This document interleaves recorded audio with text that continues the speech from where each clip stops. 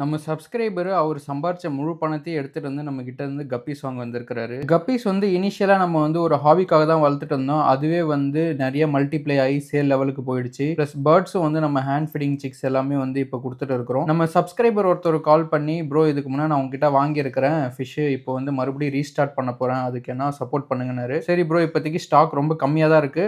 பரவால்ல வந்து பார்த்து எடுத்துக்கலாம்னு சொல்லிட்டு அவர கூட்டிருந்தோம். டைரக்ட்டா நம்ம ஃபார்ம் வந்து விசிட் பண்ணாரு. விசிட் பண்ணி ஃபேவரட்டான ஸ்ட்ரெயின்ஸ் எல்லாமே வந்து அவரு சூஸ் பண்ணி எல்லாமே கவர்ல கட்டியாச்சு. இதுல என்னென்ன இருக்குன்னு பார்த்தீங்கன்னா, ஃபுல் கோல்டு இருக்கு. அப்புறம் வந்து ரெட் இயர் கொய், பிளாட்டினம் கொய், அதுக்கப்புறம் வந்து Moscow blue, plus Moina culture, அப்புறம் கொஞ்சோண்டு ஃபீடு கேட்டாரு.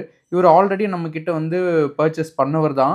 கப்பிய வாங்குறதுக்காக கேட்டரிங் ஒர்க்கு, அதுக்கப்புறம் வந்து வயல்ல வந்து ஏறு உழுவுறது, இது எல்லாமே இந்த மாரி நெறைய ஆக்டிவிட்டீஸ் எல்லாம் பண்ணி கஷ்டப்பட்டு சேர்த்து வச்சிருக்கிறாரு. ஸோ அவருக்கு அந்த கஷ்டத்துக்கு பெஸ்ட்டான ஃபிஷ்ஷஸே அவருக்கு வந்து நம்ம ப்ரொவைட் பண்ணி குடுத்துருக்கிறோம். நெறைய பேர் கேட்பாங்க, இதெல்லாம் வளர்த்து நீ அப்படி என்னடா பெருசா சம்பாரிச்சுட்டன்ட்டு. அவங்க கிட்ட நான் கெத்தா சொல்லுவேன், இந்த மாரி நம்பிக்கையான என்னோட சப்ஸ்கிரைபர்ஸ தான் நான் சம்பாரிச்சிருக்கிறேன்ட்டு.